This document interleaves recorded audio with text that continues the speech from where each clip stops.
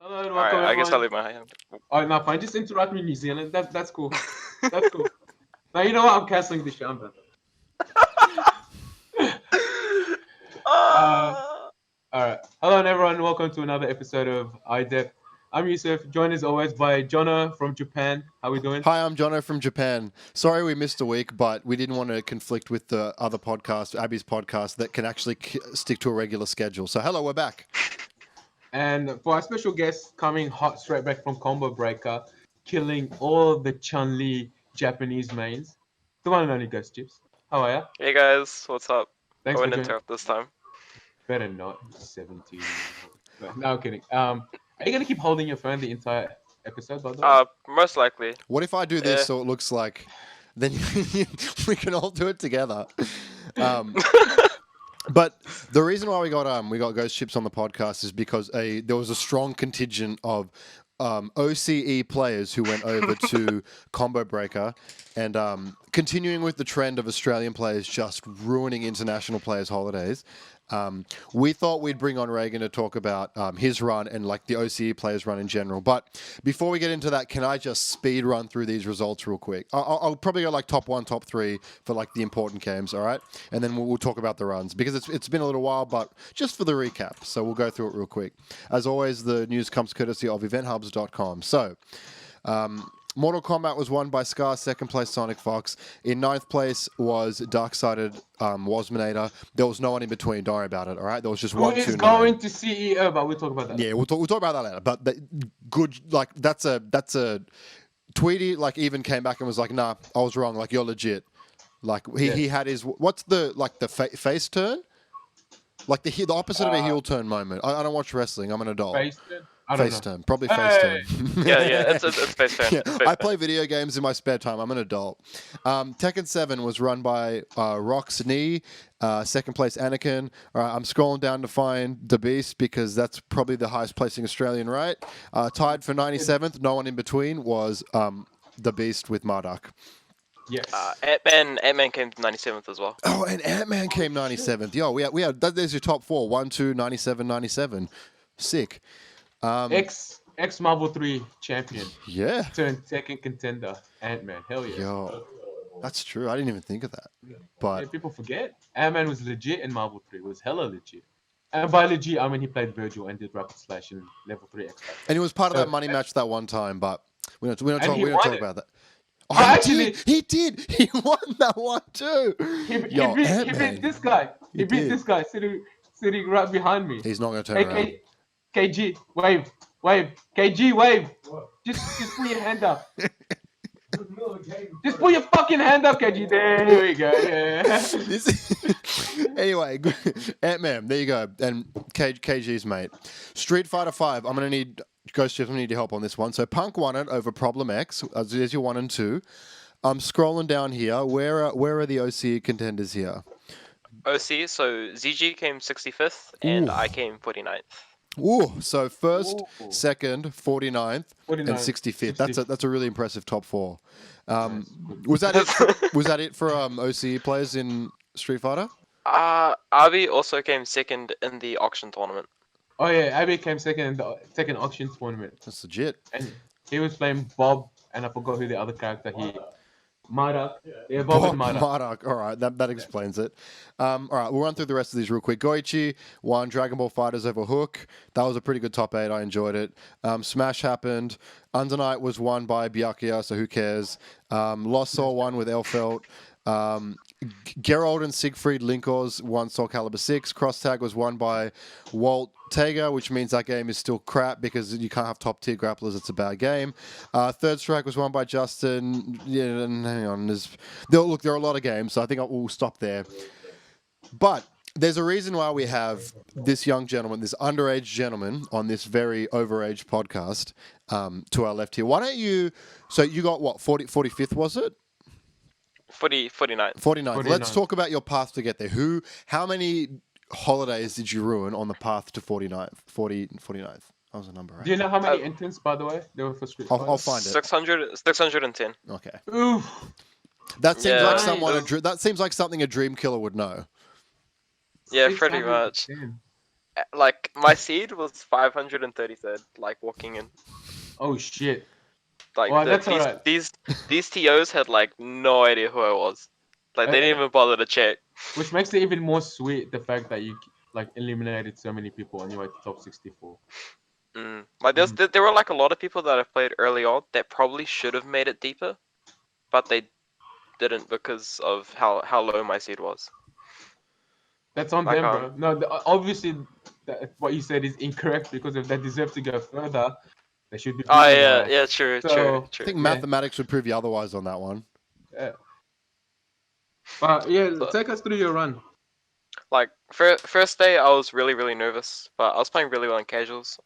My first match was against a guy called Groovy Mango. I don't know who he was, but he's like high ranked online apparently. And I lost the second game. Like I lost my second game. He made like 2 solid comebacks with V Trigger, and Which I was character? like Colleen, She's alright. and She's a bit slept on, I feel. yeah, definitely underrated. And so I was like after I lost the second game, I was like, am I really? Because I was dead set on doing well against Brian. And I was like, am I actually gonna lose in my first round? And he had like some of his local people behind him cheering. At the time, I think ZG was watching Wes. I'm not too sure what was happening. But I took the third game convincingly. Played Brian. I asked him, did anybody tell you did anybody tell you about me?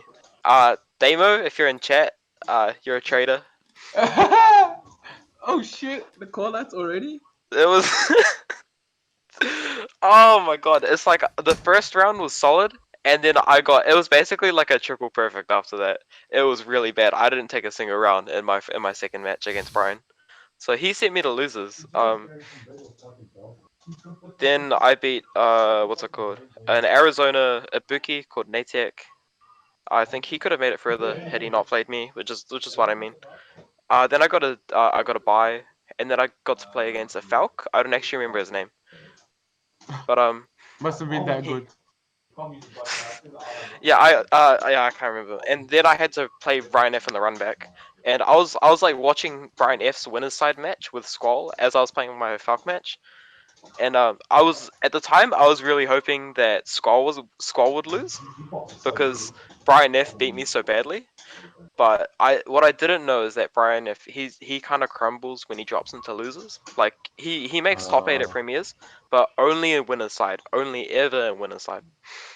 And pretty much as soon as he gets into he just has a bad history. So he came off like a close last round situation in pools, and then he came up against me who he thought was free because he freed up in the earlier game, and I kind of got some good reads on his defensive options. I was calling out his buffers a lot more, and the second game actually ended in a draw. And I thought I won at that point, but the rule set says that it's 0-0, counts as 0-0. Yeah. So he had like 4 or 5 opportunities to kind of turn it around, but I kind of closed it off before he could regain his momentum, and yeah, he went home pretty salty. He got his run back and he beat me in the run back.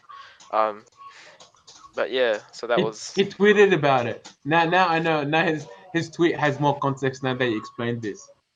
yeah. Like it's also the mixture of him like coming into it thinking that I'd be like really free, that he's pretty much guaranteed out of halls now, even if he lost, and then just losing at that point because at that point it was like he came like 129th, and it was yeah. So I moved on. I got to play Goichi. Goichi was pretty free. Yeah, what happened there? Because Like I didn't think he was going to play Manat against you because you've got a Manat trend. Like I thought he'd go one game if that, and then you'd obviously have the matchup experience with Kamzes to beat him. But he went Chun the whole way. I guess if you're not playing the game as much, like it makes sense to play Chun over Manat. But talk us through that match a little bit. How did that go down? That was just like it makes sense that you would win it, but like you look at it like what? So yeah, talk us through it. um yeah, Chun, if she gets a crush counter heavy kick from the start, then she does okay.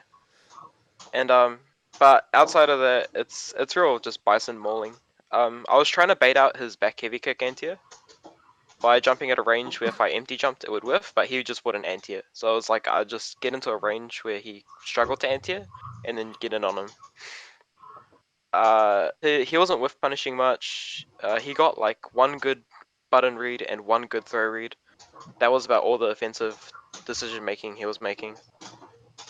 His panic was pretty readable, but it's all common things for like a relatively rusty player.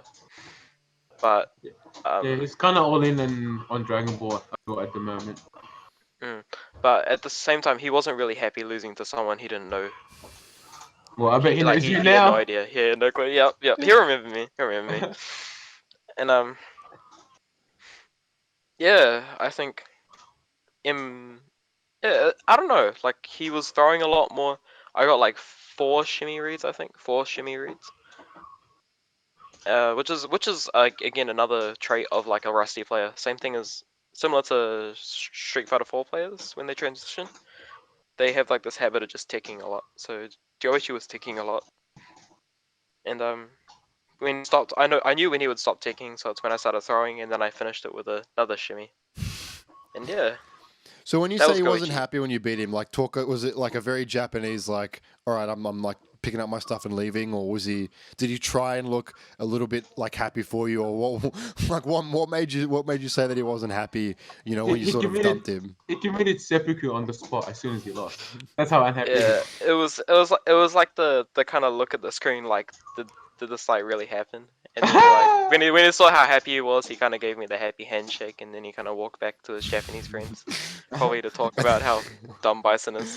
Nah, you know what happened after that? Because you know how he had that top 8 book in Dragon Ball Fighters. He walked straight into a bookshop and just bought a book called White People, and then just like kept reading it on stage, like through Dragon Ball Fighters. Like they don't exist outside of the like 4 that make it into the top 8 every once in a while in the game that he plays. So he had to go get educated. Mm. Nah, but that's sick. That's such a good run. But then who ended up? Was it the same person? It was Mojo, right? That took you and ZG out of the tournament. Mojo took ZG out. ZG got on match point, I think, once or twice. I'm not too sure. It was Mojo's composure is probably the best that I've seen in the tournament. He's a Mika player? Yeah, he plays Mika.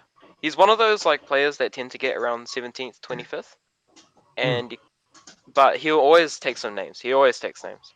Um, even if it's like people on the come up taking names, he takes those names as well. Um, I so yeah, remember good stuff to him.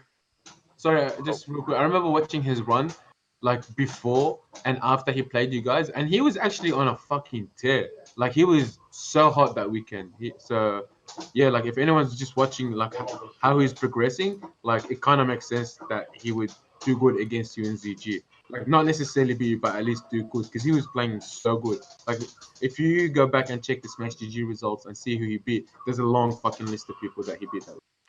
Which you'd have to, like, Yeah. anybody getting as deep as you guys in a tournament that big, you know, they've earned it. Like there's just too many people at a tournament that size. They want the points, right? Like how much did you get for where you placed? Did you get any points for that? I got 0.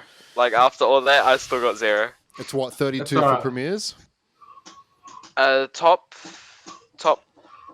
48. Top 48. Oh, that's Yeah, a heartbreaker. Oh. That's such a heartbreaker. You're one round away. Oh no.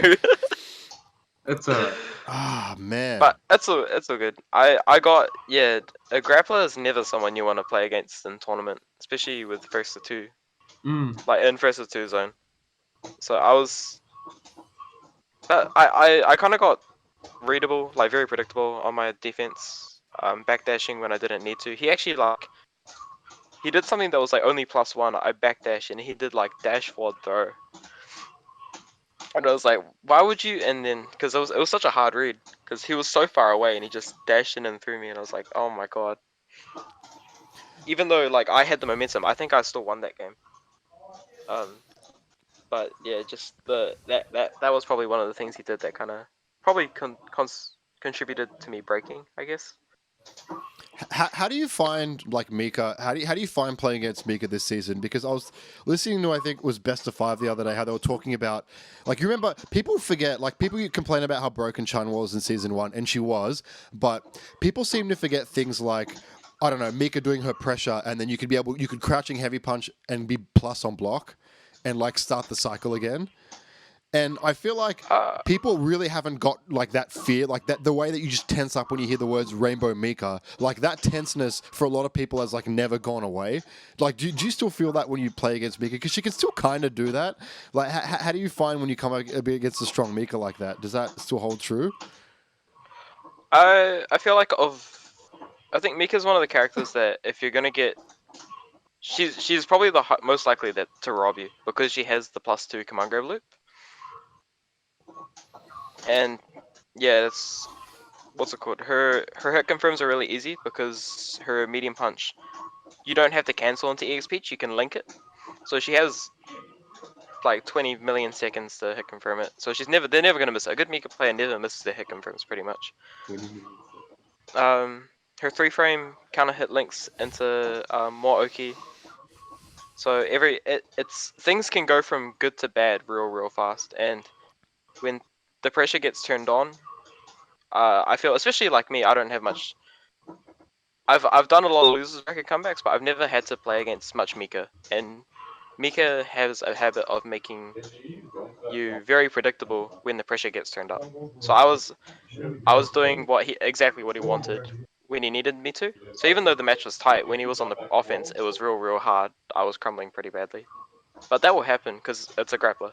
Um, They seem to be good in scramble situations, grapplers. I feel just yes. because they kind of make you do dumb shit like scared of the fucking commander, so I'm just gonna use jump, and then you just get hit by it. So Yeah. Like when you're scrambling Like against a grappler player, right? You think you're Galaxy Brain, but you're just not. Like they're 1 or 2 steps ahead of you because they're good. They have to force people into that situation, so they're used to it more. So what you think is Galaxy Brain is like not a lot of the time, and it becomes a lot easier to get read in situations like that, I think. And that's kind of like the name of a lot of offense in Street Fighter V. Like even the worst grapplers can kind of do that. Like it's harder to force a situation for someone like Alex, but if you're in that situation, you're in that situation, and like it can just happen, especially in a first to two. yeah, Alex, especially with his V trigger. Alex's V trigger. I mean, it's not the greatest, but it has a lot of potential. And his EX command grab does like 200 damage. It's pretty ridiculous. And that's Probably more loopable now, actually. isn't it? I think that's like an actual Oki loop, right? Nah, still not loopable. It says EX no, if the opponent is standing, he can combo into EX up knee, which gives him his +2 pressure. That might be So it. if the opponent is jumping and Alex keeps getting a read on it, he can essentially loop his pressure. But the likelihood of running into an Alex is very small. The only one there I think was Prototype. Oh no, Twisted Rivera, and Prototype. aren't they like the So only Alex players? But Gunfight beat Sarko at Taipei nah, in pools. gunfight, gunfight. yeah. No, but that's always been an Alex favorite matchup. It's been Alex favorite. Just ask Kamses. Yeah. I don't want to ask Manat players about what they think about Manat match, especially after last season. Like, let me tell you, if they jump 20 frames before I press standing fist, they might punish it. Like, I don't want to talk to Manat players about what they think about Manat matchups. I'm sorry, but like, sure, it's Alex favored. Sure, like, maybe. Freezer in chat denying it. But Don't we, ask we me, actually dude. kind of skipped a step in your like. So that was an incredible run, but we should talk a little bit Yeah. about you sort of up to this point. Oh, actually, no. Finish your thought. We can do the whole thing wait. backwards. You didn't speak about you and MOV. Yeah, of MOV. course. MOV was playing Karen, but I think the funniest part about that match was all the Japanese players standing behind us, watching.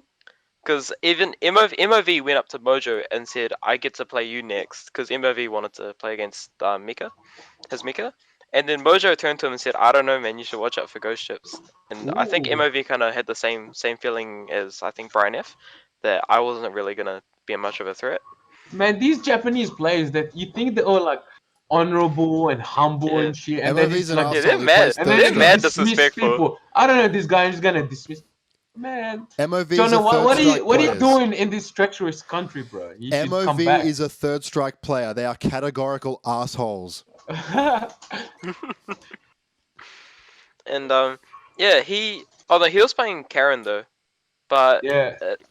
he was missing a lot of his no, not a lot, but crucial when he needed to, he dropped it, and he was backdashing a lot, so eventually I picked up on it. I kind of saved it for later, So I'd put him in a situation. I'd wait to see what he'd do. I was like backdash, and I felt like if I'd save this till I can kill him.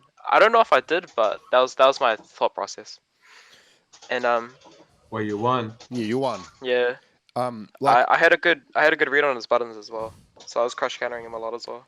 it seems like he's hedging, well not hedging, but like I think he's trying to play the long game with Karen because even at Taipei, his Karen looked a bit scrappy. He tried it against Bonchan, it was a joke, but I think he's trying to hedge for the end of the year, and like I think Karen as a choice suits him. But to me, when I saw MOV Karen, it's like, well, of course, GhostChips beat him. Like there's no way he's there yet. But I'd be surprised if he's still this scrappy come like.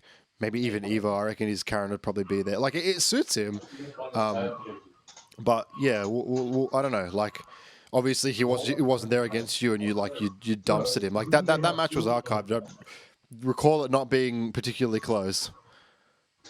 Yeah. Yeah. The match. I think MOV took one round, and that was because when I did my wake up, I was supposed to do jab into scissor, but I didn't get the jab, and the scissor came out. So it had like something of like 25 frames to meaty me, which obviously he did. But yeah, it was pretty bad.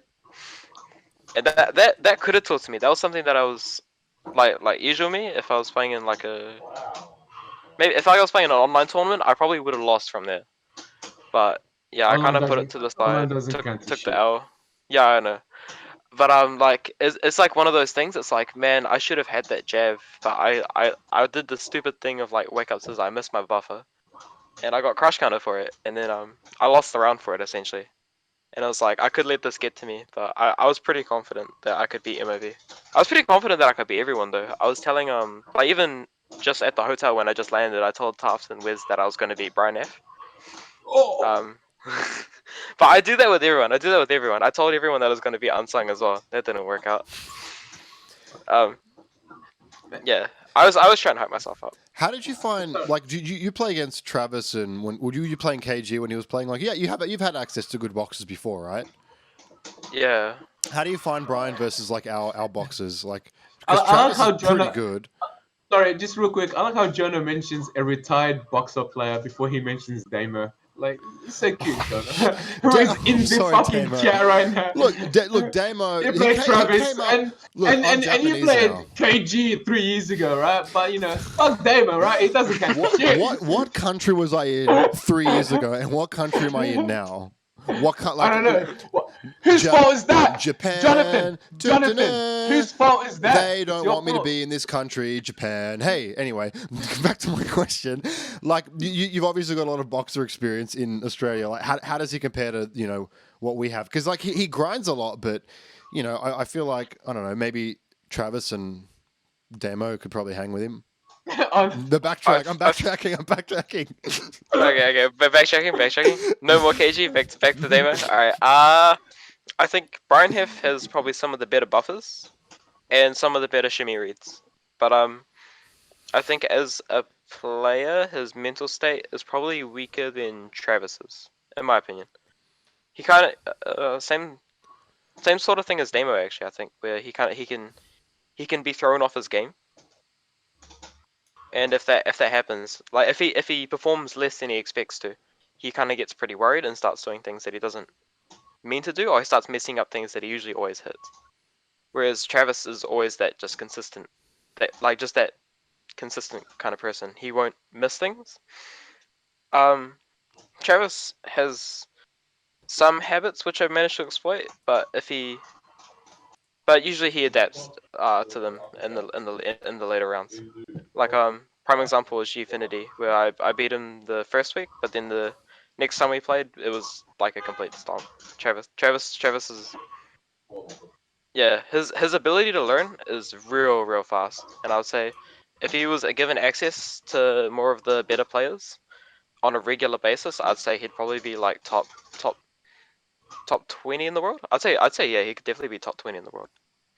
So I think it's more That's because a of great location. compliment, by the way. Yeah, I think more because of location, Brian F is the better boxer, but Travis has the mindset to go way further, in my opinion.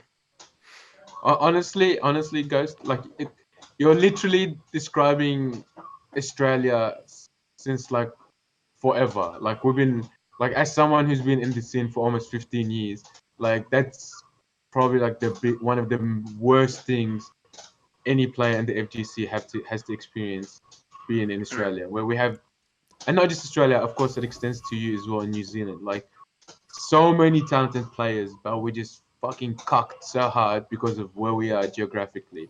So yeah, I know. Sorry, I'm just a bit emotional Though, about what like, you just okay, said. to sort of do the half full approach to that, in that time, in the 15 years you're talking about, there have been more than a handful of stories of like man in Oh. remote mode with guy with Asus monitor on Asus box who sits in training mode, comes to Evo and ruins a lot of holidays. Like it does happen, I agree, but Yeah. it's a hell of a lot more boring. It's more boring than just like rank mode Twitch stream. Twitter, like, which is how a lot of American players get good.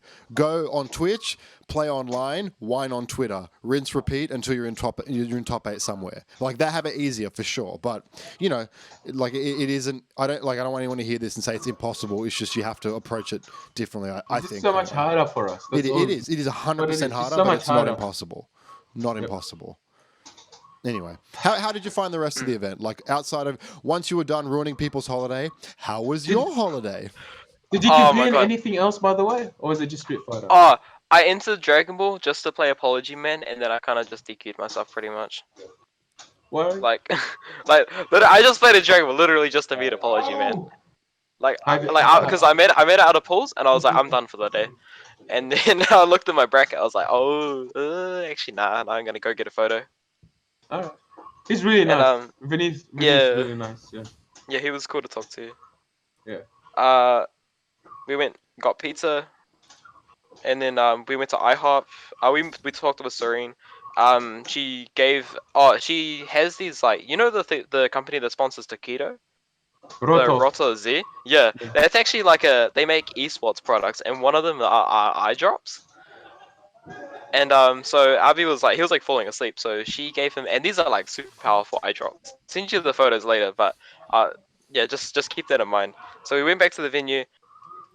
Actually, no, this was Saturday. This is after I got eliminated. I can't even remember what happened on Friday. Actually, sorry. Who is? Can you introduce this person? I think you might have mentioned it before the show actually started, but who is this? Oh this no, sweet that person? was Marine, but Zorine Oh, is Zorine, she's from expat, the she's from expat Zorine. she's from Australia, but she lives in California, I think. Yeah. And so it was she was like pseudo Team Australia in the same way that I was like Team Australia plus one New Zealand. So yeah, I went She's back to the always in venue. Australia, but she always Yeah. roots for whenever any of us goes there. Anyway, go on. So I went back to the venue, and then I basically just started playing casuals for like. Sorry, this is Saturday after I got eliminated. Friday, I don't really care too much about Friday because I pretty much just made pools and then I got out of there. So Saturday I went back. I played tons of games. I got to play Corey Bell, Brutus, Smug, Brian F again, Mags, who's a very good Brady player. Won't say his whole name. CJ Truth. It took me a CJ second. Truth. I don't know. Why would he not? Oh, okay, no. Yep. Okay, CJ Truth, Ran Masama, who else? Nephew, I got to play Nephew as well. Punk was pretty much only playing Problem X because they kind of knew they were going to meet in grand finals. So I got to play Mike Yado, who was the Kami who almost beat Taquito in competition. I got to play Idazan again. I was doing a lot better against him this time around than when I played him in BAM. And Silos, who's a good Sakura player, and Tanachi, who was a Bison player who came 49th as well. And I won pretty much all of my sets except against Smug and Ramasama, who those two are probably the best that I played. CJ Truth and Nephew are the two Colleen players who are probably the highest. I Wait, did a doesn't lot CJ better. Truth play Cammy? No, he plays Colleen now. Oh, he's a Colleen main now. Fair enough. I went 3-2 against both of them, which was I think a lot better than they were expecting. Like I could see them getting like visibly frustrated while I was playing them, and it was Good. like yes, Good. yes, This is the good. thing. I love this theme, by the way. This is a really good just place to be, and I really like it. Same as Corey Bell, because like his Ed was doing good, but I don't get to play against Ed that much. And then when he But doesn't actually main Ed, he switched do, to Geef. do you play team? Doesn't he play Uh, Ed now? He was telling me yeah, at BAM he plays Ed. he plays Ed now, but leading into BAM, like prior to it, he was like the last few times he played Ibuki. Okay. And but yeah, so Corey Bell was like my first time playing like probably like a person who full time dedicated Ed. Well, not full time because it was still a secondary for matchups. He doesn't want to play Geef. But his V Trigger 1 usage was really, really, really good. It made me rethink how it was actually supposed to be used. And but no, once I caught on, it was pretty much free for me. And he knew that because Ed's a very linear character. So he switched to Geef, and I beat his Geef harder, like way, way, way harder than his Ed. And he got pretty salty as well. Mm. Yeah, no, it was real good. I pretty much passed out the next day while eating Japanese. And ZG took a photo of that. I passed. Yeah, it was pretty bad. I didn't sleep very well. I mean, I was pretty much just falling asleep everywhere I was going.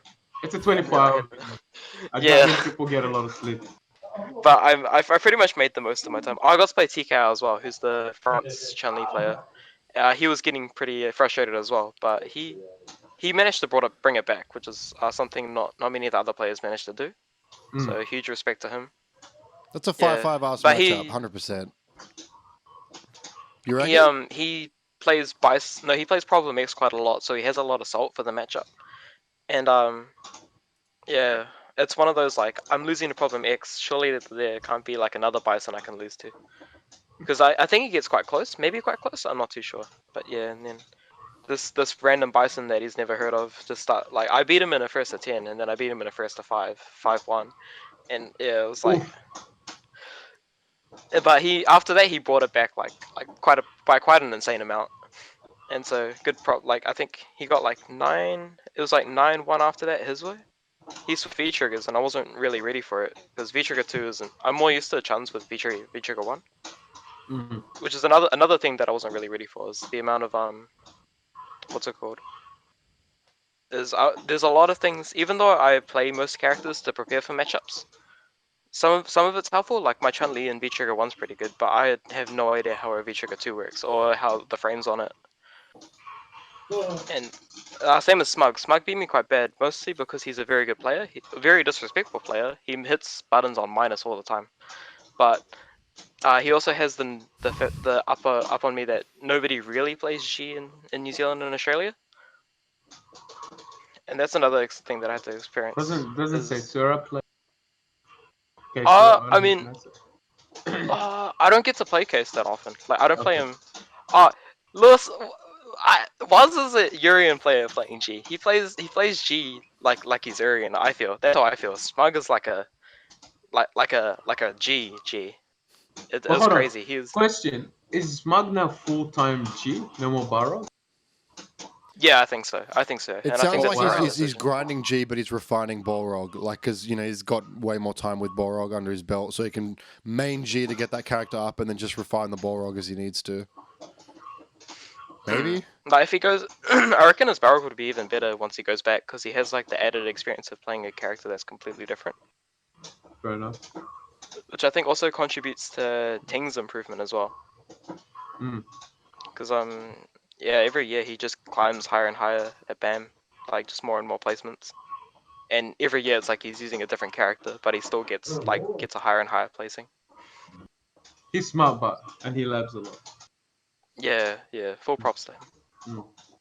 And I think he beat me in the team tournament actually. I think he's the one that eliminated me. Anyways, sidetracking. So yeah, that was pretty much my pseudo holiday, pseudo me just trying to play as many people as possible. What's next? Yeah. Next, probably nothing for now. I'll try and make it out to OHN. That'll probably be next on the plate, and then probably nationals, which I'll try and. So this will probably be like if I manage to win this year, it'll be my 3rd win in a row. So if you guys got any new Australians that wanna throw down in the mix, then I'm coming. make sure to send them. I'm coming. What are the details for that? I'll make sure to plug it. A bunch. October 4th, 5th. Yeah, October 4th, 5th. What's the event Always the called? first weekend of October. Southern Cross Southern Up. Cross Up. That's But that's a Southern good X. ass name. That's better than -2 on block Saturdays. That's a mad name. SXU. Yeah, that's a good one. But yeah. Southern X up, not Southern like Cross up. Oh, okay. Sorry, my bad. Southern X. No. Sorry. Because Jonno said it. So I didn't want him to like, because it's real similar to the one in Adelaide. No, it's no more, unfortunately. Yeah, rest in peace. Yeah. Oh man, that was a real awkward venue when I went. Yeah. Anyway, sort of like Yeah. we know it's like what 4 o'clock next Wednesday over in New Zealand. So before we round out the combo breaker discussion, do you have anything else you want to plug? I know there's like a New Zealand event coming up. Did you want to talk about that at all? Yep. Crush Counter Capital 3 or Crush Counter Capital 2019. That'll be happening, I think, sometime in 2 weeks. I think June 22nd to 23rd at 22nd, CQ's yeah. Hotel, Cuba Street, Wellington, New Zealand. I won't be going to that one, so I'll be enjoying watching that one. And you've got till Predictions, who's Sunday gonna to win? sign up, just so you people know. Predictions? I don't actually know. The only person entering that hasn't won a the only person entering that has won a major before, I think, is Zazob. And there's a lot of players that are like on the rise that I want to try and see. Like I want to see like try and capture their first win.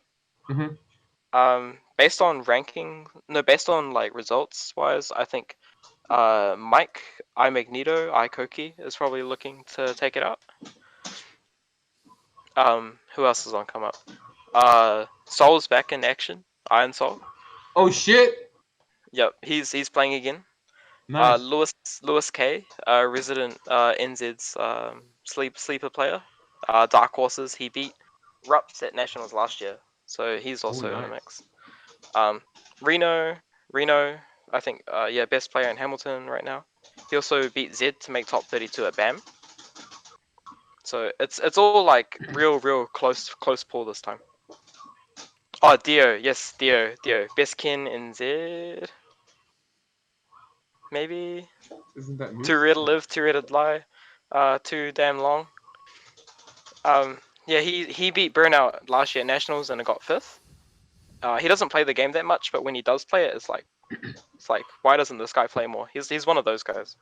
So yeah. the player pool, yep. But he always gets a good placing. Like he always makes top 8 at every event he goes to. So it's like, so if he can get his first win, then I'll be very happy for him.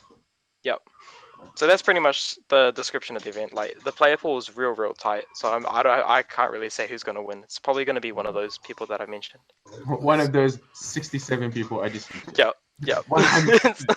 I'm trying to find. Are they streaming it anywhere?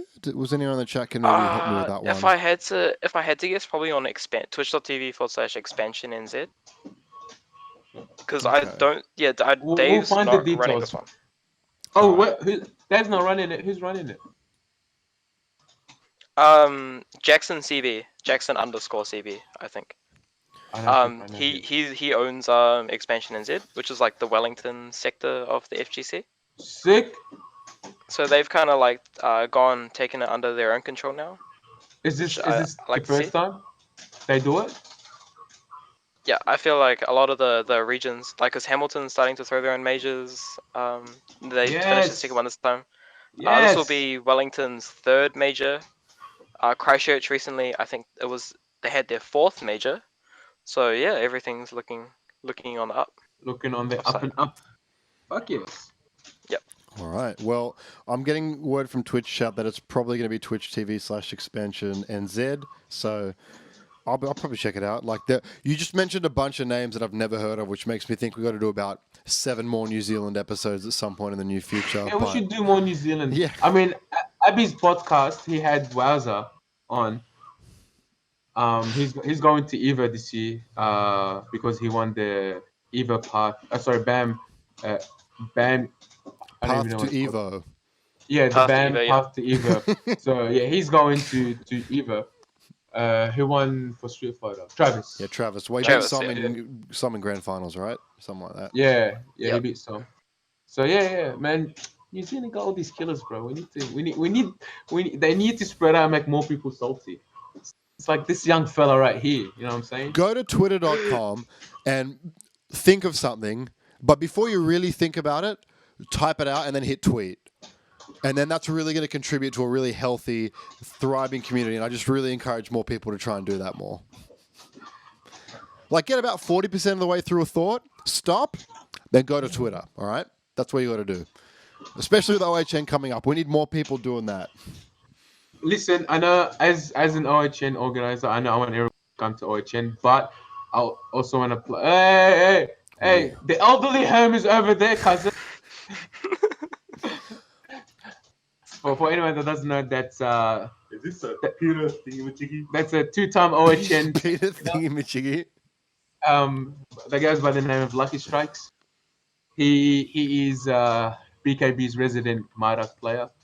He is the cancer, as we like to call him. Oh, that's nice. Cancer. That's a good name for a person. Hey, It's a good name for a Murdoch player. Even Rest, who came like fourth at BAM, beating all Korean players in his path, when he came to BKB and he ran his set with Lucky Strikes, even he legit had to start pulling his hair out and call Mara cancer. Like, he even said it in his broken English. This character, cancer. Anyway, moving along. I think I was saying something of more importance than Murdoch. But then Something more important than Murdoch is GhostChips. Do you have any, like, we don't let you go. We know it's really late in New Zealand. Do you have any closing thoughts, any last remarks before we kick you off the call, mate? Closing remarks. I think come to nationals. Oh yeah. Make sure you go to the nationals. Our player pool is pretty strong. Please don't sleep on us. That's for sure. Especially our Tekken scene and our rising Smash scene as well. Correct. Just had to mention that because we also got Spud living in Australia. Shout outs to him, even if we. He's in America now. Or he just finished America. Oh, did he move? No, as in he went for the mango. Oh, yeah. Good luck to Yeah. Spud over at the Mango. It's already finished. What would you? He didn't do too good as well. He got mad drunk the Congratulations. night before and he didn't do too good. But yeah, Okay. Bloody I'm children. segueing. Yeah, I know, these kids these days. Why can't there be like, like this old soul that we have as a guest, on our podcast? Alright, hard luck to Spud at the Mango. Even if I didn't know it was on. He's gonna be I at the feel- Melee Summit as well. Oh, yeah, you got in. Melee Summit? Okay, good luck to Spud at the Summit. If you You get saved the it. Well the done. Mango. You got it. Yep. Same as Australia too. Hope you guys rise up with us when we go back overseas, especially to Yeah. American tournaments. Yes. We really become Yeah. one unit at that point, don't we? Like the semantics doesn't really matter at that. I mean, hang on. I shouldn't put words in New Zealand's mouth, but I feel like it's one unit at that point, right? We all want to piggyback off each other's wins together. Yeah. We all want to do it as well, like as we possibly can. Like we never want each other to. And no point do we want each other to lose. I think. Look, And, the only time I want New Zealand to lose is when they're versing Australia. I'm just gonna be honest. Yeah.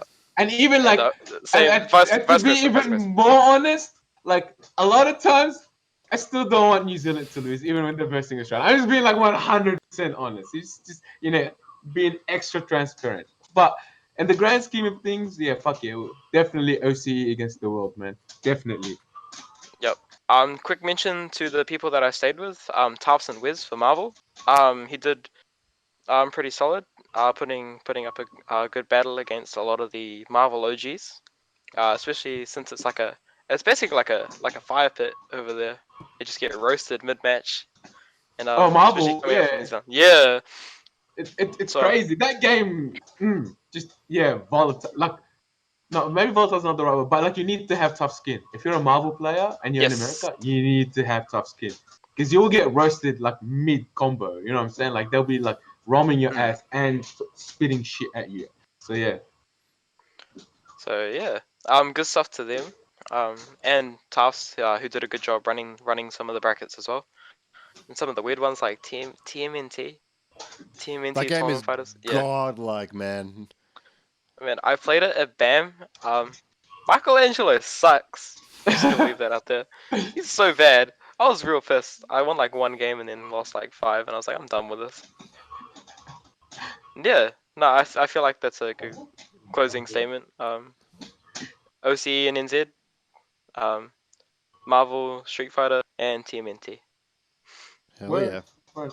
Well- Um, one last thing is I know it kind of goes with that same, but I just want you to vocalize it. Are you looking for any opportunities to be like representing orgs? Is that something on your mind, or are you just happy cruising it at the moment? Good. Just Uh, so you can put yourself out in the esports stratosphere at the moment. Esports. At the moment, the only thing that I really got going on is I just put in my submission for the Justin Wong Evo thing. Mm-hmm, Probably not gonna win, but worth a shot. Um, yeah, I'm always open to offers. Offers are Mhm. always a thing, Mhm. but it's also I'm not gonna be mad if I don't get sponsorships. Like I don't really have like a chip on my shoulder. It's like I came 49th at Combo Breaker. Mm. It's not really like that. How are I'm you just 17 and so wow? Fucking man, there in New Zealand must be extra special, bro. Straight up. yeah. Um, it's like if somebody takes interest, I'll like give them my time. I'll take a look at what they want to Where offer. can they find you on twitter.com? At GhostChips78. What does the 78 stand for? Um, my The fake number of birthday. seconds he's been alive because he's so young. Yeah, it's the fake. It's the trick because everybody thinks I'm born in '78, and then I show up and it's like, oh. Well, the 7 is correct. And then the 8 will Not soon even be the, correct. not the 8, not the 8. Alright. That's just hedging for next year. Yeah. But yeah, like pretty much everything for me is like streamlined. Like my Twitch is GhostChip78, my Twitter's GhostChip78. Even my online accounts for like gaming is the same thing. So if you want to find me anywhere, it's either GhostChips or GhostChip78. Someone's asking, are you inviting the OCE FGC to your 18th? I'll probably save it for nationals. I don't really go big on birthdays. It's not really like my thing to do those kind of things. So yeah, probably birthday celebration will probably be at Nats. When's your birthday? When do you turn 18? July 16th, so in about 1 month. Oh shit! So when I see you next time, you'll be 18. Yes, I'll be allowed into the after parties this time. Excellent. Well, Legal. hopefully we'll see you at OHN. Like I'm definitely trying to be there as well. So hopefully you can make it out there. That'd be sick to see ruin more. Like, we're not talking international holidays anymore, but you can ruin some cheap Jetstar flight holidays. Like I'd love to see you ruin a few more of those. So hopefully you can make it out to OHN. But yeah, You can ruin some Australian dreams. That's fine. Baxter has a question for you. yeah, like we'll call this the last one, and then we'll maybe move on. No worry, you Alright. can answer it because I don't want to say it out loud. Alright. I don't know. I guess. Why are you such a sick stuff. chip for the audio listeners? Why are you such a sick chip? It's probably something in the tap water. There you go. Yep. There you go. That is such a beautiful IDEP reference. Bringing up tap water to bring it home. I love it so much. All right. You can find GhostChips on Twitter and everywhere at GhostChips78 and ruining homes at your next national and international tournament. Thank you. Thanks so much for being on the show with us. Thanks And, a lot, man. Yeah, Sorry for keeping you up. That's no problem. It's already almost 11:30, so thanks a lot, man. Yep. I will. Sweet. Signing out. Thanks, guys. Later. Thanks a Catch lot, you Rega. later. Yeah. Of course, the show is not over. We're going to kick it on with some news. We'll do some news. Oh, there's some news. We've been gone for like 3 weeks, so there's been some news. I'm going to just read it off through because I haven't actually sent it through to Youssef, so we'll go through it bit by bit here. Starting with, we'll keep it to local news, starting with the Australian CPT online tournaments for Street Fighter V. We'll just run through the top 8 for that one. Travis took it over Somniac. 3rd place, Rups. 4th place was Genuine Gaming's Rumors. Oh, that's me. I should have run sponsors. Order, Travis, Darksided, Somniac, Rups, Genuine Gaming, Rumors in 4th place. 5th place, Shenkan and Order Roth. Tied for 7th, KKO, Kazura, and Panda. So you can find all that stuff on the Capcom Fighters Twitch. That was it was a good showing. I saw a lot of international players giving Travis props. I think Somniac is sort of more of a known quantity at this point, which is probably why he didn't get as much props. But I think relatively speaking, I think Travis has been getting a lot of traction as well because him and RO have been they traveled to Combo Breaker, they traveled to another tournament earlier in the year as well, and like the Neon Colleen player from America, like they're real good friends with him as well. So people starting to know them as well. So they're definitely making a name for themselves overseas.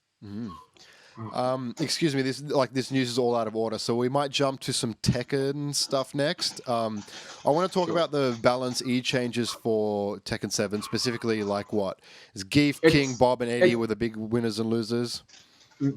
Everything is irrelevant except for Geese, who just got nerfed. He received 2 nerfs, which is his back 3-2. You can now side Can all the characters sidestep back 3-2 now? Only 3 Wrecker's shaking his head. Only 3 characters, yeah, right? Yeah. Only 3 characters can sidestep back 3-2 now on block, which are Negan, Alyssa, and Lily, because they have the 3 best sidesteps in the game. It's alright of a nerf. The other characters who also benefit from it is characters like Eliza and Akuma, who can EXDP in between the cap if that is going to commit to the back 3-2. But if your reader is going to commit to back 3-2 and he doesn't have Mira, then you can still launch punish it. But if he has the Mira, he can make it safe. But he went from being +4 or 5 on block to -1. So that's probably the bigger nerf than his back 3-2 because almost no one can sidestep the back 3-2. So yeah, it's essentially a geese patch to nerf him because he's an asshole. Cool. So yeah. The only other bit of Tekken news I have, apart from results, is after 20 years, Tekken Tag Tournament Turbo will be making its appearance at EVO 2019, which my understanding of that is that it's like what? It's like a Rainbow Edition, but Tekken Tag 1, like a very just dumb but fun. Honestly, before it was mentioned last week, I didn't even existed, and then when I looked into it, it was essentially what you described. It's Tekken Tag 1 Rainbow Edition. I mean, it's cool it's coming to EVO. Like, it sort of leans into more of the fact that EVO is becoming more of a convention, that you have more stuff like this popping up. But yeah, it's more fun. I suspect if you want to play it, expect a line, because I think Harada's only bringing 1 cabinet. From what I saw, it was only 1, yeah. Yeah. But that's cool. Like, that's just a really neat... I like when developers have souls and, like, do things with said souls. It's really nice. That's cool. That's cool. All right, let's go into Evo news for June. The leaderboard. The leaderboard, that's right. So we know. Let's have a look at the June leaderboard here. It's so Smash Ultimate is number 1. Street Fighter 5 has overtaken Tekken 7, which is in 3rd place. 4th place Mortal Kombat. 5th place Sam Show. 6th Under Night. 7th Dragon Ball. 8th Soul Calibur, and 9th Cross Tag. Yeah, what do you think about this? What are your immediate takeaways? I think these will be the top 4 in that order, personally. Smash is just gonna have, oh my god, like everyone and their mom and their mom's mom playing Smash Ultimate. So I'm pretty sure it's gonna be the biggest entrance, the biggest number at EVO this year. Street Fighter, it just goes with that saying. The scene is massive. Too many people like the game. The game, like, it's just infiltrated its way into the FGC scene way too deep. Tekken, even though and I don't care what people think, it is definitely the best game at the moment out. Best fighting game. Like, it's still a bit niche-y, if that makes sense, compared to the other games. Like, it's still not as big, I feel, as like the Smash Ultimates and the Street Fighter 5s. Which is also how I feel about Mortal Kombat, because even though I feel this Mortal Kombat is by far the best NRS title that I've played since Injustice 1, again, it's Mortal Kombat, a game that's played in Northern America, South America, and Europe. Like, no one really plays it that much. So again, it's going to be hindered by the fact that it doesn't have the same reach as other games like, say, Tekken, Street Fighter. Do you think, like, I've been thinking about this one for a while, and I'm a relative, like, Tekken, like, plebeian, so I don't know if this is as true, but my understanding of, like, Tekken, like, the lower intermediate bracket of Tekken, which is where the vast majority of players are going to fall, right? Like, a lot of people who play and go to YSBs or whatever, they're going to fall in that lower intermediate category of players, right? In my opinion is that it's going to be sucky. You're going to be stuck in that period of time in Tekken longer, and it's going to be suckier in Tekken because relative to other games, you're going to be losing a lot more to the thing of like, oh, you just don't know what it is. Once you see it, you'll understand it. I feel like that period, because of how many moves there are in Tekken, lasts longer than it does than in, say, Street Fighter. Once you know Guile's 2 moves, right? Is that accurate? It is true. It's just simply Tekken. Is there's just more to learn, so that's why it just lasts longer. It just something like it's when it comes to say Street Fighter, you're only learning like you have to learn less moves, and because it's also a 2D game, there's less situations that you can find yourself in. Like there's like for example, there's no sidestep option, so that's one thing you don't have to worry about. It's either gonna be the character's gonna be here or backdash or jump. Like it's like I know I'm being like there's more situations like but like relative, that's you're pretty not much wrong. So there's just less things to know. That's why in Tekken, there's just more to learn. So that's why it's just a longer and more arduous process. That's all it is. And I feel like that's one of the reasons why that even though Street Fighter is probably arguably the inferior product this generation, it's a bit more accessible in that regards. And like crap players can feel better about themselves easier than you would be able to in Tekken. I feel that's a double-edged sword because I don't mind if a game is simple. You can still have a simple game as long as the game is good. Like if you look at something like I don't know poker. On the surface, poker is super easy to learn. You just learn the hands. All right, this beats this beats that. But then like once you get to like understand poker at like a high level, the game is really really deep, and it's like then you become to, like then you can start understanding like your hand, what you got, like what you're holding in your hand isn't as important as you might think it is. There's like you have to read the player, understand the odds, blah blah blah. So yeah, something like that. So I don't mind the game being simple. What I do mind is the game being good and fun. So I'm with you there, but when yeah. in the context of like Street Fighter second and Tekken third, I look at that and to me that's kind of the reason why. Like bad players are easy to feel better. It's easier to feel better about yourself playing Street Fighter than it is Tekken, and thus like that caliber of player is probably going to be more attracted to something like a Street Fighter than a Tekken, even though Tekken might be like depending on your preference the better game this generation. That's always going to be a factor, and Street Fighter is Street Fighter. Like that, no matter how bad the game is, it's always going to have that going for it. It holds so much more in like pop culture. Like we've said this before. Like most people know what a Hadouken is. Most people don't know what a Toria is. You know what I mean? So it's something like that. Even though they're equally as iconic in their respective games. And another thing as well about Street Fighter that you was one thing as well, because I feel every person I asked that tried like say like Tekken players, every time they try to learn Street Fighter, they're like, yeah, I get it. Like, all right, this is what I need to do. I can do a fireball, that's fine. I can do a DP. Like, I might not be good at the game, but I understand it. But then for some reason, every time a Street Fighter tries to play Tekken, it's like, oh my god, what is this fucking Rubik's Cube that I can never solve? It's so hard. It's like, all these moves and sidestepping, like it's always so overwhelming, I feel, for 2D players coming to Tekken. But whereas for some reason, every time a Tekken player tries their hand at like Street Fighter or Marvel or Mortal Kombat, they're like, yeah, like, I get that. I understand. Like, I'm not great at it, but I understand how it works. You're going from a command list this thick to a command list this thick, whereas the other way you're going from this to this, right? But like, yeah, but even though with Tekken, like, I know there's like characters who have like over 200 moves, but like if you look at it at top level play, like no one is using like 10% of these 200 moves. You know what I mean? Okay, but then take out the moves. What about the systems? Getting up in Tekken. Getting up in Tekken. Like there have been literal YouTube videos like for every Tekken game. How to get up in Tekken. Yeah, wake up options. Yeah. Are a thing. But again, the more you play the game, the more you understand. Like, of course, yes, it is difficult, but it's not as difficult. Of course, but that just like that would make sense. That like, all right, I've played Guile. I got 2 moves. It's like, all right, now I got 50,000 universal things I got to learn on Wake Up. It makes sense that like going one way is easier than going the other way. Also, Baxter asked, "Did you see that Knee wants Tekken 8?" No, I did not see Knee wants Tekken 8. What are my thoughts? I'm actually worried. You guys gonna laugh at me? I'm actually worried for the next Tekken.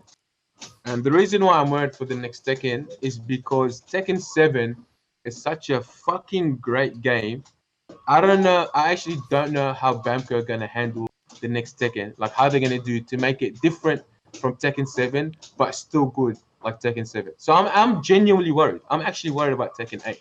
Like these are my personal thoughts. I'm actually worried what they're gonna do and if they're gonna jump on it straight away. Yeah, I know Badajo said it's gonna be for next gen, which I do agree, almost probably for next gen.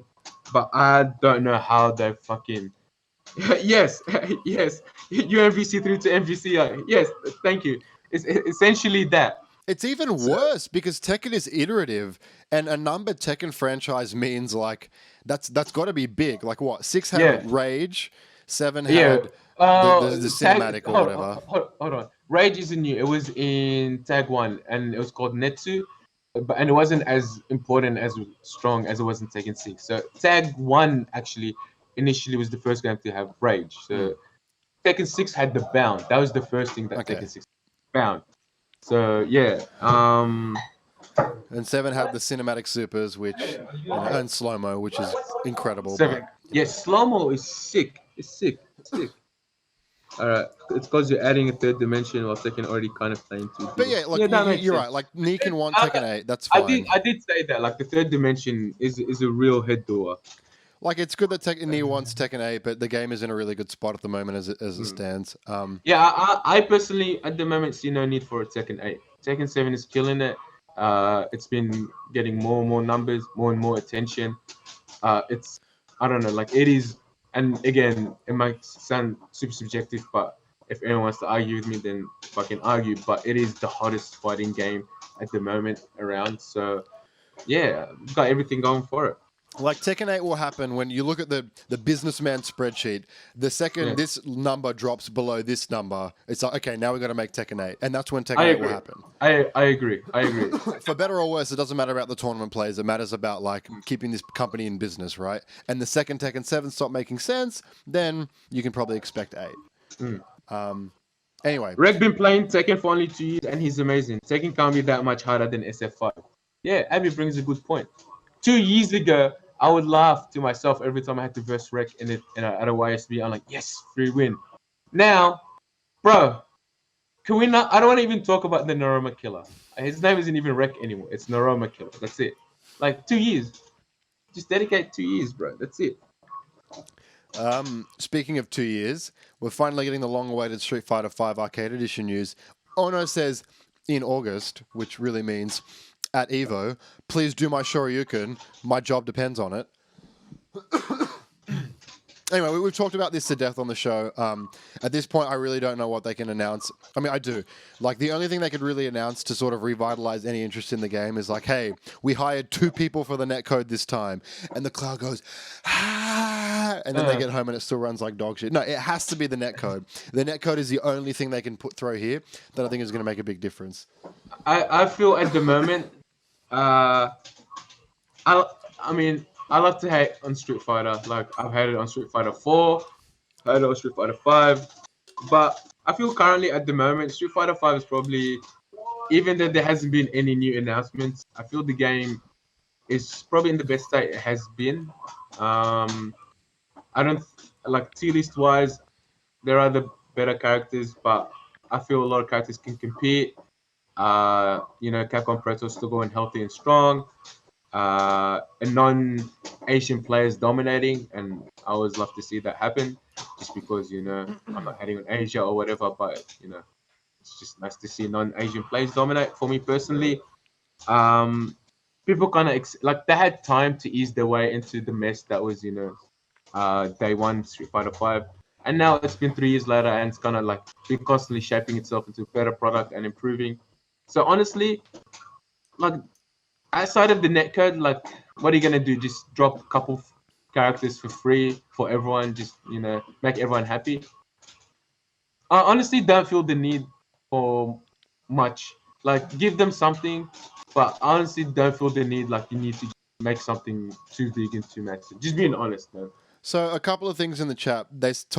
Someone said they can throw Street Fighter 6, right? But they said specifically Street Fighter 5A news in August. So I think 6 will be a Capcom Cup announcement, if that.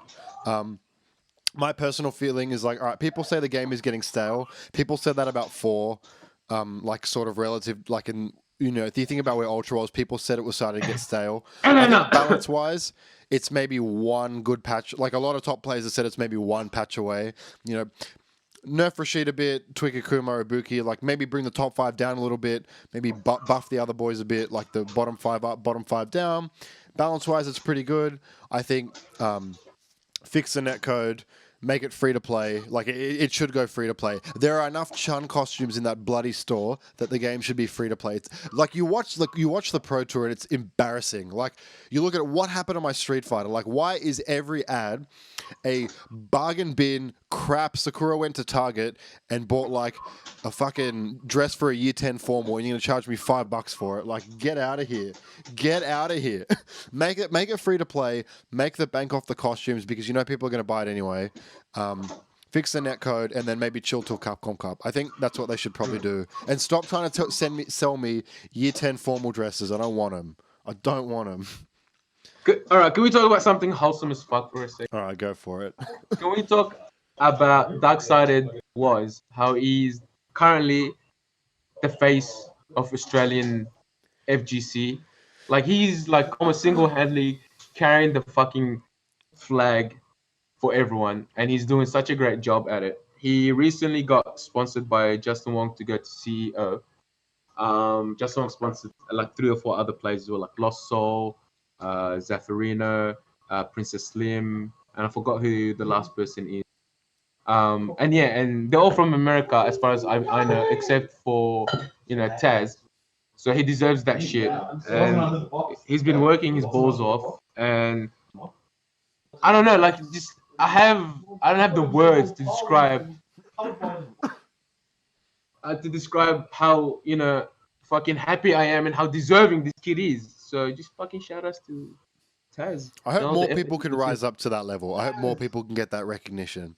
Look, he's a true testament to like you want to get there, put in the fucking effort, and you will get there. Like there isn't no magical formula or magical solution that you can apply and like go to bed and then wake up the next day and you made it. Like just work your ass off, and then if you deserve it, it'll come to you. Simple as that. Like yeah, it's not gonna happen overnight, but it will happen. And Taz is a living testament to it. All right. So that is a good point, and we'll talk about more wholesome Australian news towards the end because there's some really exciting news from your neck of the woods specifically that we haven't touched on just yet. But we'll smash through some other news real quick. So the Dragon Ball FighterZ World Tour for 2019-2020 got announced. It's starting at CEO 2019. That's great. Like. It was pretty good last year. The thing that was bad last year was the crappy messaging, and this didn't really seem like a step up. Like it, you got to imagine that they knew in the pipeline. What was bad? The crappy what? The messaging. They were rubbish about like finals, like when the tour started was really late. Oh, okay. All that kind of thing was really bad, and it's same sort of thing here. But obviously, like big props for the tour. The game is, it's not healthy at Evo, but the people who like it seem to like it a lot.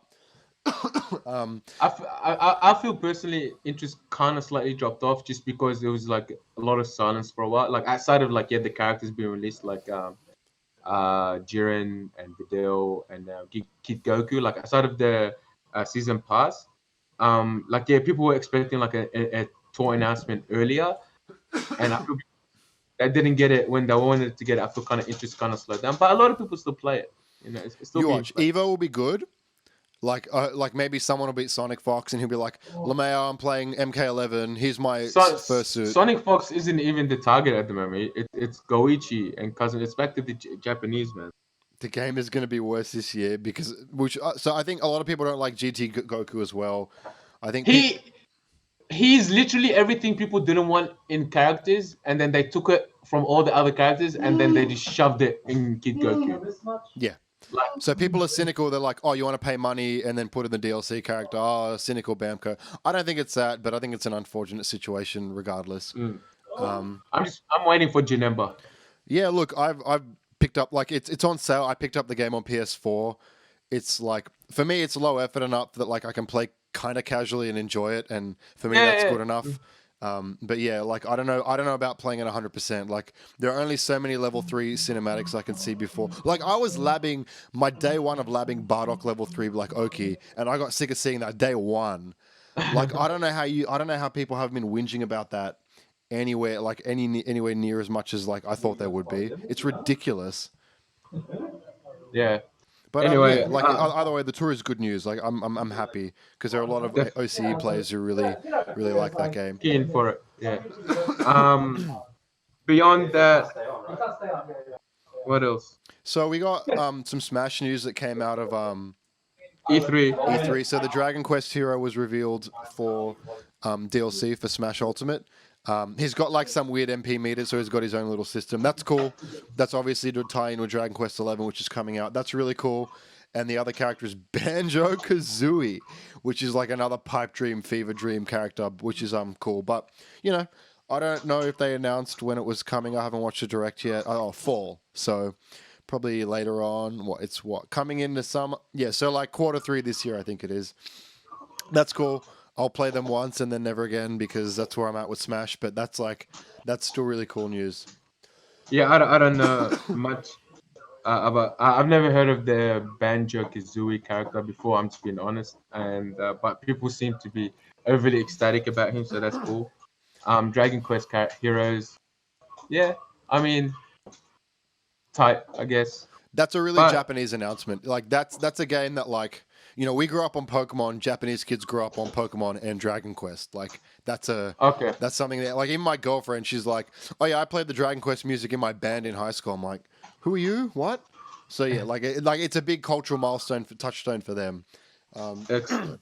Excellent. Do you want to talk about Taipei Mages? Was there anything that sort of caught your eye from that one, or not really? Tekken Top 8 was pretty good.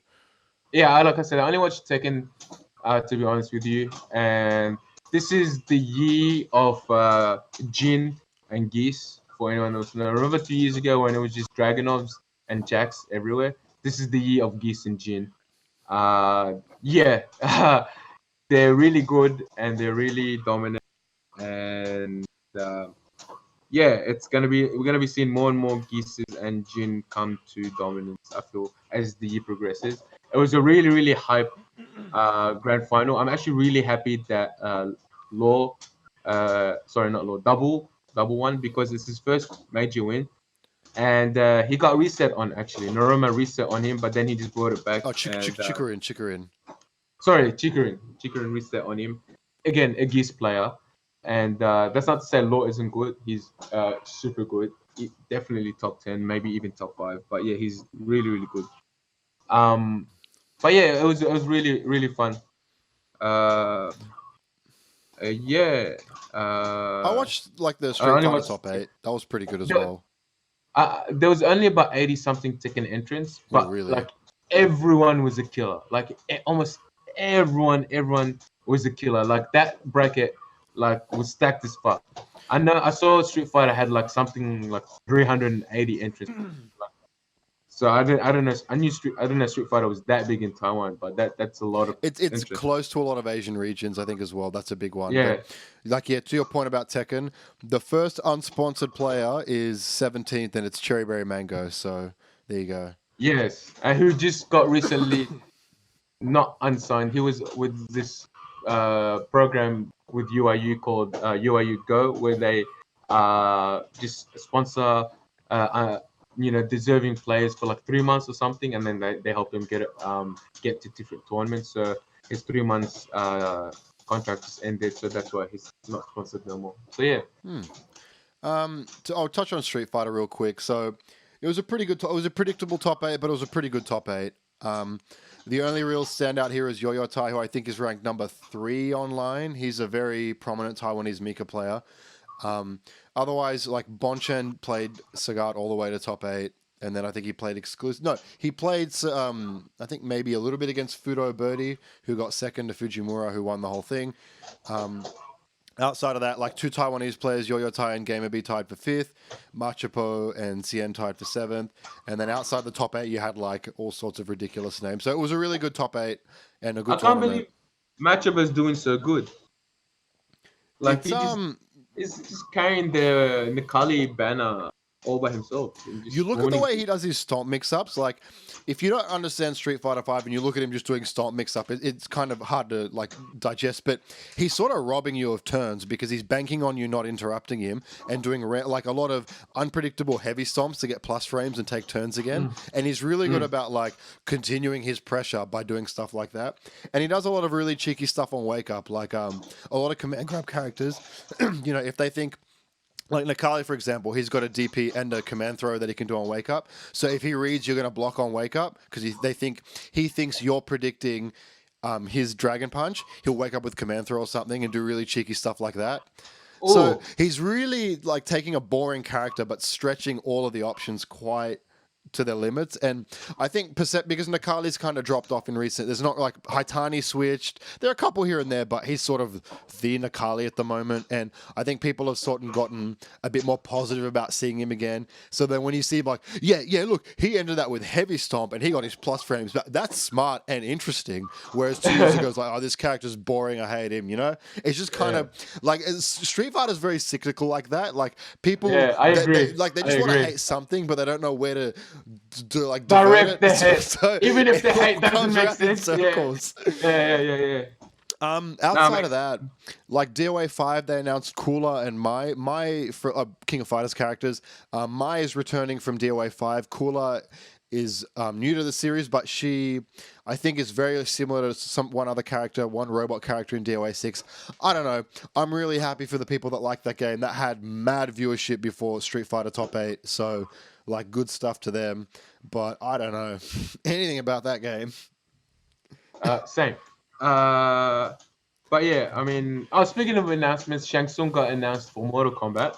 I know a lot of people are happy, and another 3 characters got announced with him for season 1, which are Nightwolf, Sindel, and Spawn, which I know a lot of people are gonna be, creaming their pants for Spawn.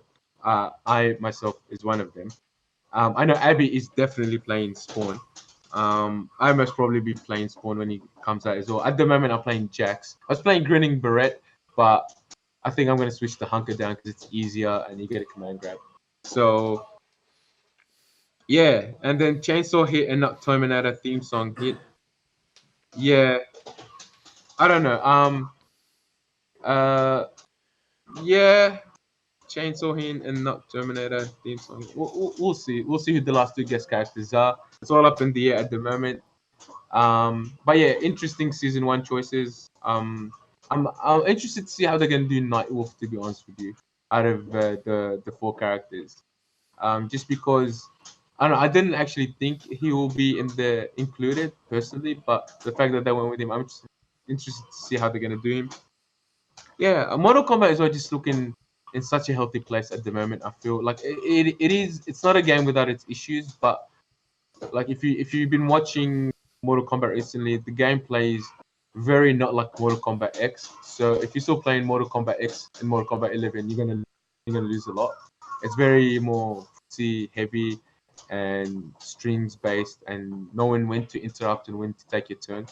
So yeah, throws are really important in this game as well, as opposed to just literally running in and down in the mix up. So yeah, I'm really liking how the meta is developing at the moment. Cool. So the last 2 topics we have before we sort of round it out. Do you want to talk about Genuine Gaming's announcements, or should we talk about the Granblue and Sam Show betas first? Well, whatever you want. All right, let's go with your stuff because I want to end on an OHN note. So, Genuine Gaming had 2 signings in the So we time had 2 between our last signings over the episode. last 2 weeks. Last week we announced that we signed Saint. For those that don't know, he's a Korean Tekken player, a previous EVO winner, previous Tekken World Tour, second place. He won King of Iron Fist in 2016, or came second. I'm not too sure, but like anyway, he's got a great resume. He's one of the 2 people that just dominated 2017, being the Jack player. So yeah, big signing for Genuine Gaming. Part of our vision to down the track solidify ourselves as a global brand. So we're trying to test the waters now with international signing like Saint, and the top dogs at GG are really really focusing on FGC because they see a lot of potential and value in it, which hate to me that just works wonders. It's amazing. So yeah, and the other signing being BK, which I know kind of might come as a slap to the face to GhostChips, who a lot of people thought he might be announced, but without getting into too many details, our negotiations with BK have been like ongoing for a while, so just needed on some things to pan out before we can put pen to paper. So And we were talking about this as well, like privately before the show. There have been maybe 2 instances in the past where Australian players and international players have been on the same team. The last one, of course, being Stupendous on Darksided, and then before that, 2011 or maybe late 2010, the like Traveling Circus with Toxie and Taquito. So it's been quite of a gap before like that. Bridge has sort of been closed a little bit. I mean, correct us in the chat if we're wrong, but they were the only 2 we could think of. So it's been a while since the Australian teams have sort of started to mesh with the bigger esports community. So they're both really big signings. So congratulations to you guys. That's really big news. Thanks. So yeah, at the moment, Genuine Gaming we have a very robust FGC roster. So I think all up, including Sane, at the moment, we have 9 players, 3 Tekken players, 3 Street Fighter players, 2 Smash Ultimate players, and 1 Mortal Kombat player, and myself being as well involved in the FGCs. Who remembers TTC? What a meme! What a meme! Anyway. Yeah. So yeah, that's that on Genuine Gaming front. We got some more things cooking. Hopefully we can launch a merch store soon. We got some other cool stuff coming around, but all in due time. All in due time. At the moment, just happy. It's good times, man, for the FGC. And a lot of orgs taking interest, nationally and internationally, and the scene is steadily, constantly growing. So it's a good time. It's a good time to be a fighting game player. Definitely. So I'll just round out on a couple of things real quick here because I know it's getting quite late. All I wanted to sort of say was, so I put out a tweet the other day saying that my leave had been approved for OHN, and then I sort of looked at, there's no announced game list yet, but I sort of looked at the things that I'd potentially play and what I've been playing recently, and I'm like, all right, all I play is Super Turbo, and it's like, oh shit, like this person's not going, this person's in Japan. I don't all right, so, and we might be running on 30th, so it's like, all right, well, hang on. If I'm going to come to OHN, am I really going to come back and play like a subpar, slightly bigger than YSB version of like a Super Turbo tournament? And that sort of got me thinking like, all right, well, what if I should maybe pick up a couple other games, which sort of tied into the Granblue versus beta that went on. So since our last episode, there was a Granblue. I got into the Granblue beta, the Japanese one, and the Sam Show beta has been running for about the same time. So we'll talk a little bit about those two, starting with the Granblue beta, because I think they both they're doing quite like different things, but I think they're doing like good things. Granblue Fantasy, it's meant to be like a gap bridger between like gacha players. Like Granblue is mind-blowingly big compared to what the FGC I think thinks it is, right? And this is meant to be a bridge game, so it's quite simple. But that doesn't mean it's not shallow. Like it is. There's definitely some complexity there. A lot of the really tech-heavy people are using guys like I think Ferry, the whip lady. She was the one I was sort of interested in. She's like a very like space control set play focused character. The systems are all very very simple. Like it won't take you very long to pick up on it, but it's all kind of very like it fits very well. It's very simple. It's very deliberate. It's kind of like a half step between Street Fighter and anime for me. But the decision making is quite straightforward. You can kind of look at everything at a high level and understand what you want to do. The walk speed is a bit miserable, which kind of leads to jumping being like the option for movement, which is bad because it opens you up to quite a lot of anti-airs. So I think they're still tweaking that sort of things a little bit, but I liked what I played of it, and I was a lot more positive on it than I thought I would be. But yeah, I think it's good because it's occupying a space that, like, at least my impression of it was it's going to occupy a space that a lot of games have tried to, but this one at least initially seems like it's been doing better, where it's accessible but it's quite deep. I think a lot of people play this as their secondary game. Like that's sort of what I'm gunning for as well. It's kind of like it kind of fills that void, like you can sort of play a little bit and then use your fundamentals to have a good time with it. Obviously, like the top dogs will probably have to put a lot of time into it, but I really like what I saw of it. It's a shame the character I like is a typical pedo bait of like, she's 14, but don't worry, she's definitely 1,000 years old, and we just time travel. That's the only criticism I have about that game, is that my character had to be that character. But You picked her on purpose. yeah, I picked her on purpose. That's it. The other beta I've been playing, which has still been ongoing, which has a couple news stories attached to it, is the Sam Show beta. So we'll talk about the news around it first of all. YD, the guy who does the input lag testing for all the big titles, gave this game an F+. Now, to give you an idea of how bad F+ is, Street Fighter, which had 8 frames of lag, was cyclical, right? So 20 seconds, it would be 6. So it would be on a minute timer. 20 seconds, 6 seconds. 20 seconds, 6 frames. 20 seconds, 7 frames. 20 seconds, 8 frames. F+ is 8 frames consistently. The whole way. He said it's the worst game he's ever measured. But in the time since he posted that, they've announced that they're gonna receive a day 1 patch to sort of fix that issue, which I thought they were gonna do it. I didn't think they were gonna do it in this turnaround time, especially because their wording was like, "Oh, we weren't aware of it, but we'll fix it." Like I thought it was gonna be like an after Evo thing, but this is really good news. I'm really positive on this game as well because, again, it's doing something different. Maybe not for everyone, but it's different. Sam's show is very deliberate. Everything is slow. Buttons hurt a lot. Decisions really matter. Like, you're pressing a button with purpose. It's a very, there's some galaxy brain reads are gone in this game. It's not about the tech. It's all about the neutral, right? And, again, it's not going to be for everyone. A lot of people are going to think they're playing underwater. It's one of those games, but if you like galaxy brain reads, strong buttons, big damage, and maybe not such an emphasis on combo games, give it a go. You can actually, so if you wanted to play this game right now, you could go to you can make a free Japanese PSN store account. If you don't know how to do that, just tweet me. It's really easy. If you need an address, but you just look up Tokyo 7-Eleven and then put that address in, and then you're fine.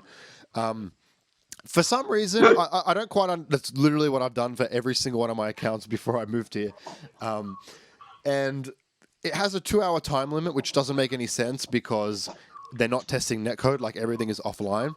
But if you delete your save file, it resets the timer. So that's what I've been doing. But again, it's what? Why? Why did you put this out? I don't understand. But I'm positive on it. I think it's I think it's really good. But I don't think it's for everybody. But I think it will be for somebody because it's again doing something that a lot of other games are not doing. And I think that's really cool. Word. To sort of round off, I've been soul searching for OHN, and I'm going back to my anime roots. I get Eunice now. I played Unil. I thought it was really good, but sort of took a break from it. Then when I played Eunice when I was in Australia, you know how when you play a game in its first year and then you leave it for a long period and then you play it again, you have that realization oh my God, in the first year, no one knows how to play the game. You literally have no idea what you're doing. So I had that with Eunice, and then I picked it up again around the time I was considering coming to OHN, and I'm like, oh no, grid is actually a very good way of so the grid system it's meant to I would say encourage active play, not necessarily aggressive play, but it wants you to be part of the neutral game dialogue and rewards you for doing so without being up forward, get hit, revenge mechanic type thing. I think it does a really good job of trying to make the game active but not overly aggressive, and I really dig that. Historically, so we know that I think we talked about it last episode that Eunice is probably getting an update that's going to get announced at Evo, and that turned a lot of people off trying the game in the interim. But historically, what I was talking to a bunch of Eunice players, what they've told me is that top tier characters, even iteration to iteration, if they're going to get nerfed, they really place an emphasis on giving them fun tools, which generally leads to them to still being top tier, but at least gives you more opportunities to explore without having it feel like your character's been chopped off at the knees. So, I'm not going to shill Eunice anymore, but I just think you know, if you've had those reservations that I've had, like it's a very low commitment game. Like you can learn by playing. It's very intuitive. Combos are not hard, and everything is on Discord, so you can find it. And It's the most played anime game in Sydney for a good reason. It is a by far. friggin' good product.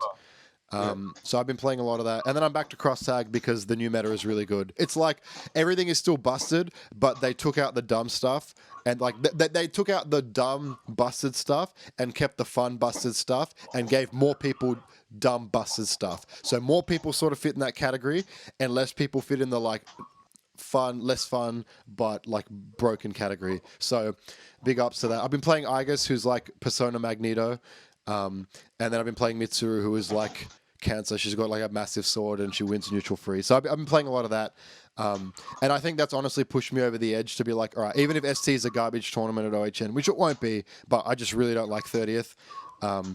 It's probably pushed me over the edge to be like, I could probably go to OHN and have enough fun with it. So I'm going to probably book my tickets over the next week or so. I told you, Ego told me at BAM he's coming to... Yeah, but they're talking about running it on PS4, and without getting too far into it, that is not an acceptable way to run that game. Like, I know it sounds prissy, but like... To give you an example, right? The Super Turbo board. This is the last thing, then we'll finish. I promise. But like a Super Turbo board, there's the Japanese version and the US version. They run at different speeds. So if you play on the Japanese board, it's slower. So you run at Turbo 3. If you use US board, it's Turbo 2, which are pretty similar but not exactly the same.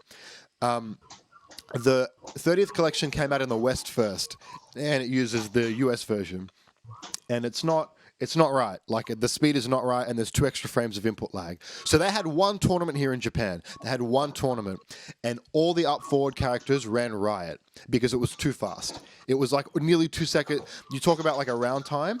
It was like 2 seconds too fast, which over the course of a Super Turbo round is not that. That is not good. So it's that much faster plus 2 extra frames of lag. Up forward is king. Honda was winning. Geef was winning. All the up forward characters were dominating. Now, actually, Turbo 1 and Turbo 2 are like... So Turbo 1 on AE30 is like pretty similar to the Japanese board, but it's not the same. Because the way Turbo works is, right, they literally just take frames out of the game. And that's how they make it run faster. So Turbo 1, they take out a certain number of frames. Turbo 2, they take out more, etc. So by running it on Turbo 1 instead of Turbo 2... you actually like create and break different combos. Anyway, this is not everyone has left the chat room. No one cares about this conversation, but it's just not acceptable. Do you understand me? Can you explain? Can you sympathize with me? It's just not acceptable. I understand exactly what you're saying, purely because you have the exact like passion and tone in your voice. As if when Dom speaks about melee, it's like mirror. It's like mirrored sound. So I'm like, yeah, I didn't understand fully what you said because I don't know ST as much as you do, but I 100% agree. Like it has to happen exactly how you said it, or it's not happening anymore. That's it. I'm calling it. But like they will run it on PS4 because it's easier, and for Australian level players, it's fine. Like for me, it's fine.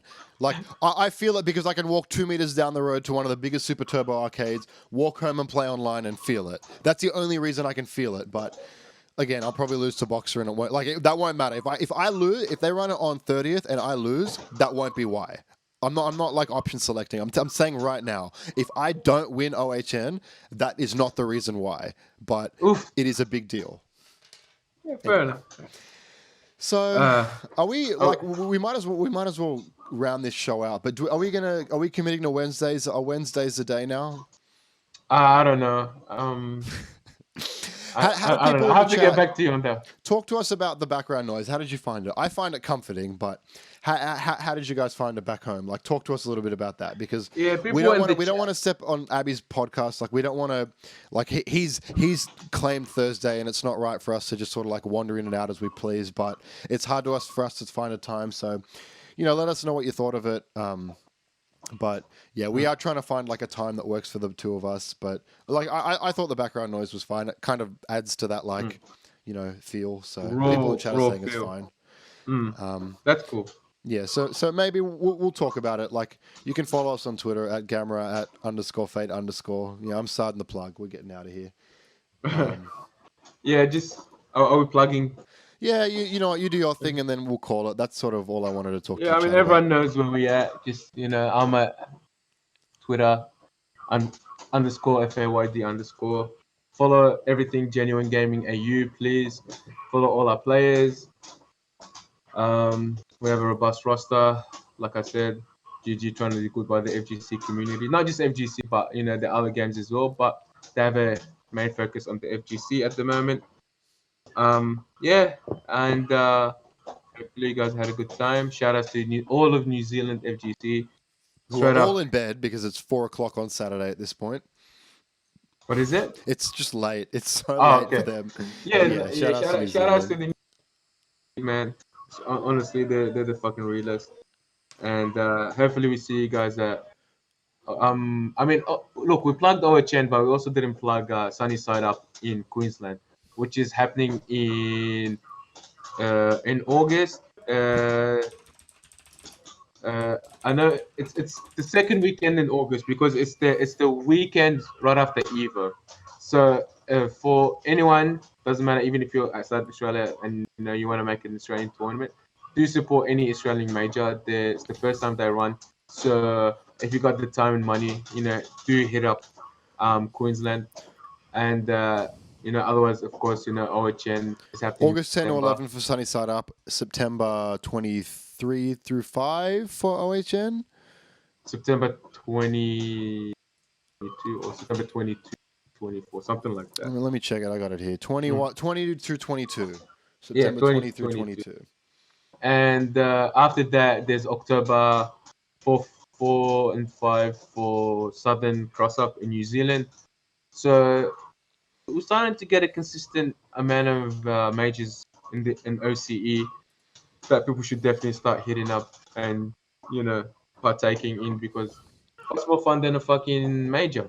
So yeah, that's about it. Support locals, support majors. Wastebees in 2 weeks, dojo event, and also Double KO is doing. We'll definitely talk about that more in next episode of podcast. But Fangry, Brad, he's starting his first monthly event, and it will be happening next month, July 21st, something like that. I know it's a Sunday, down around the Campbelltown area. So if you're around the area, someone there, let them know.